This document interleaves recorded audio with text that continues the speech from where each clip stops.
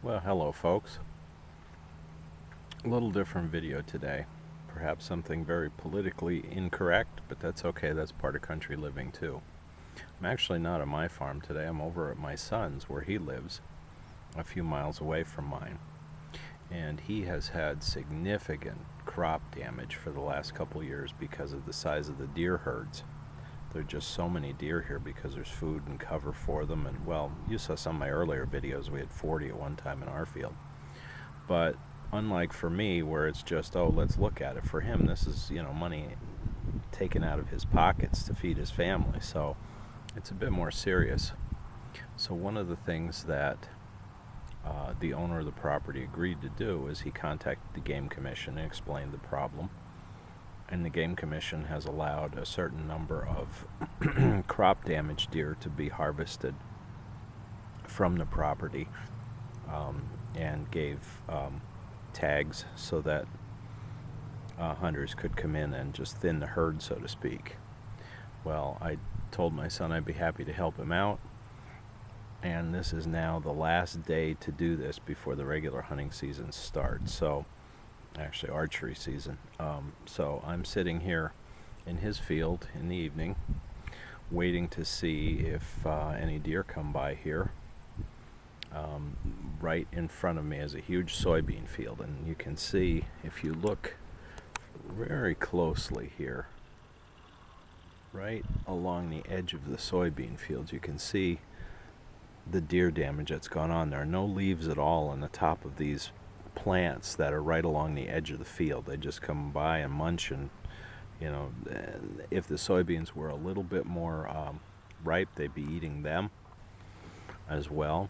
And then a bit later in the fall, when his corn gets fully mature, they'll start eating the corn right off the stalks too. So this is the time to harvest some of the excess so that his crop damage, he's never going to have no crop damage here because we live in a place where the deer populations are fairly significant. And there are other varmints too, things like groundhogs will eat some of the soybeans off, and turkeys will come in and eat soybeans or corn. The crows will come in and eat corn.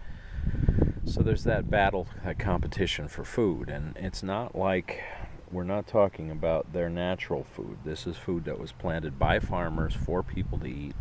So it's not like we're encroaching on their food supply. They're encroaching on ours. So city folks don't understand that. People live in the country do. So I'm here this evening seeing if I can't harvest a doe.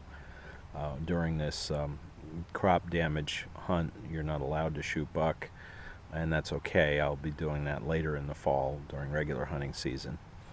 And lest you think I'm just this evil sportsman, please understand I only shoot what I eat, except for the pests like groundhogs or snakes or whatever. But when it comes to other animals, the hunting I do is food that I will be eating, my family and I. And we certainly like venison, and we have a good butcher, and he makes a variety of different kind of products for us.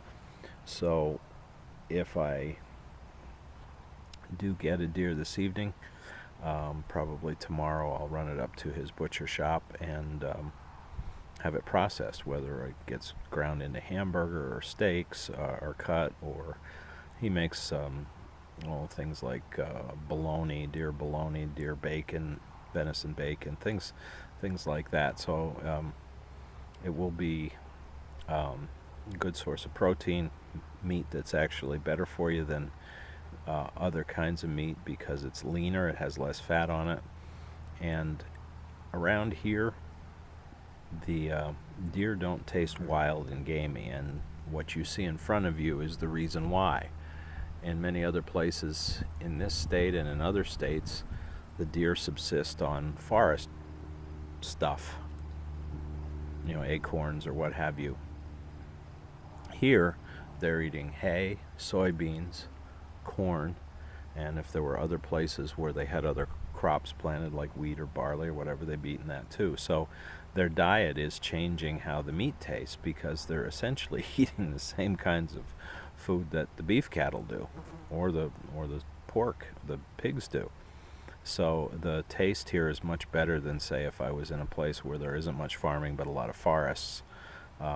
and there were wild deer there. So it's a higher quality, I think, and if it's prepared properly, it has a good flavor. Plus, my wife, what she'll do is she'll mix the venison in with beef when she does meatloaf or burgers or what have you, and you really can't even taste the difference. So it makes the food budget go a lot further. So that's practical. That's what we do when we live in the country, and that's what I'm trying to do tonight. Now, if I don't get one tonight, then I can't do this harvest anymore. But as I said, archery season starts tomorrow. I'll have to get the bow out and start practicing and see what else is out there. So that's part of my fall routine, and I've been successful the last number of years to be able to put meat in the freezer, so we've enjoyed that. Okay, well, thank you for listening. I hope that this may have opened some eyes of people. If you haven't thought about this as living in the country, no, they're not Bambi. We haven't given the deer names. They're wild animals. No, we're not irresponsible with how we harvest them. I am not going to shoot a doe tonight that's got fawns with her, but if there's one that's alone, that's different. I will do that.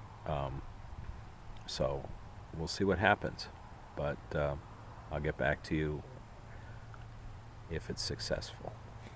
Thank you for watching. Please subscribe to our channel.